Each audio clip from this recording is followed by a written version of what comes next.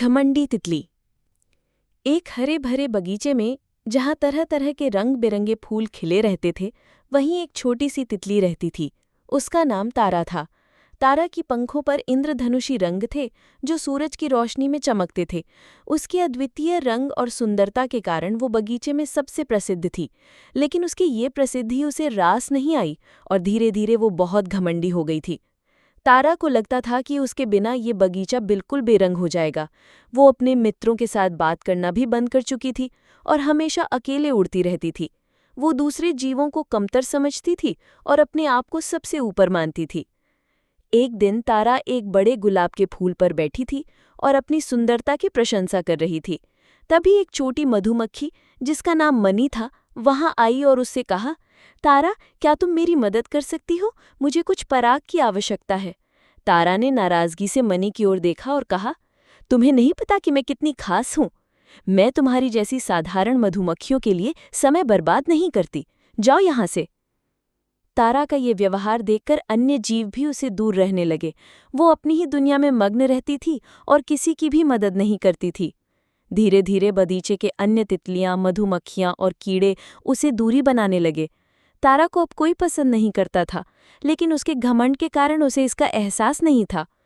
एक दिन बगीचे में एक नई तितली आई। उसका नाम चांदनी था। चांदनी बहुत ही विनम्र और मिलनसार थी।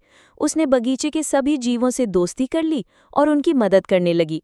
धीरे धीरे बगीचे के जीव चांदनी को पसंद करने लगे और तारा को भूलने लगे।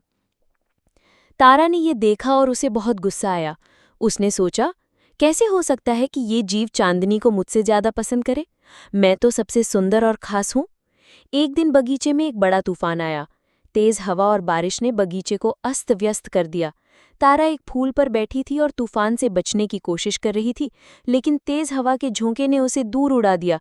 वो एक कीचड़ भरे गड्ढे में गिर गई और उसके सुंदर पंख गंदे हो गए। वो ओढ़ नहीं पा रही थी और मदद के लिए चिल्ला रही थी, लेकिन कोई भी उसकी मदद के लिए नहीं आया। तभी चांदनी ने तारा की आवाज़ सुनी और तुरंत उसकी मदद के लिए पहुंची। उसने तारा को कीचड़ से बाहर निकाला और सुरक्षित स्थान पर ले गई।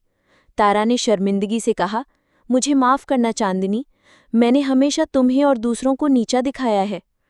चांदनी ने मुस्कुराते हुए कहा, कोई बात नहीं तारा, हम सभी एक दूसरे की मदद के लिए ही हैं। तुम्हें ये समझना होगा कि सच्ची सुंदरता हमारे दिल में होती है, न कि हमारी पंखों में।